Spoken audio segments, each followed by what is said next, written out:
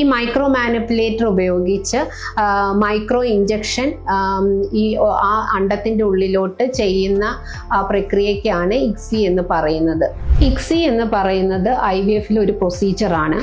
Intracytoplasmic sperm injection എന്നാണ് ആ പ്രൊസീജിയറിൻ്റെ full form.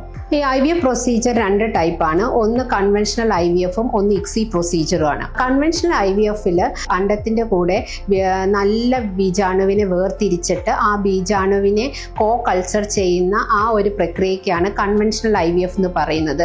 സാധാരണ നമ്മളുടെ ഫെലോപ്പിയൻ ട്യൂബ്യൂൾസിൽ ബീജസങ്കലനം എങ്ങനെയാണോ നടക്കുന്നത് അതേപോലെയാണ് ഇതിൽ ബീജസങ്കലനം നടക്കുന്നത്. അത് ലബോറട്ടറി കണ്ടീഷനിലാണ് എന്നുള്ളൊരു വ്യത്യാസം മാത്രമേ ഉള്ളൂ.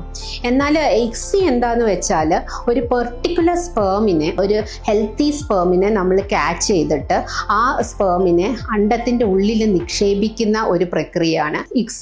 അപ്പം ഇത് എങ്ങനെയാണ് ഹെൽപ്ഫുൾ ആകുന്നത് എന്ന് വെച്ചാൽ കൺവെൻഷണൽ IVF നമുക്ക് എല്ലാവർക്കും ചെയ്യാൻ പറ്റില്ല. നല്ല സ്പേം പാരാമീറ്റർ ഉള്ള ഒരു പേഷ്യൻസ് കൂട്ടത്തിന് മാത്രമേ നമുക്ക് ഈ ട്രീറ്റ്മെന്റ് കൺവെൻഷണൽ IVF ചെയ്യാൻ പറ്റുള്ളൂ. ഇക്സി എന്ന് പറയുന്ന ഈ പ്രൊസീജിയർ ഈ സ്പേം കൗണ്ട് കുറഞ്ഞ ആളുകൾ, സ്പേം മോട്ടിലിറ്റി കുറഞ്ഞ ആളുകൾ, അതായത് സ്പേം ഒട്ടും ഇല്ലാതെ വൃഷണത്തിൽ നിന്ന് കുത്തിയെടുത്ത്, അതായത് ടീസ ഓർ മൈക്രോ ടീസ അങ്ങനെയുള്ള പേഷ്യൻസിന്, പിന്നെ അണ്ടത്തിൻ്റെ ആവരണം ചില പേഷ്യൻസിൽ വളരെ കട്ടിയുള്ളതായിരിക്കും. അങ്ങനെയുള്ള പേഷ്യൻസിനൊക്കെ സാധാരണ ഒരു കൺവെൻഷണൽ IVF ചെയ്യാൻ പറ്റില്ല.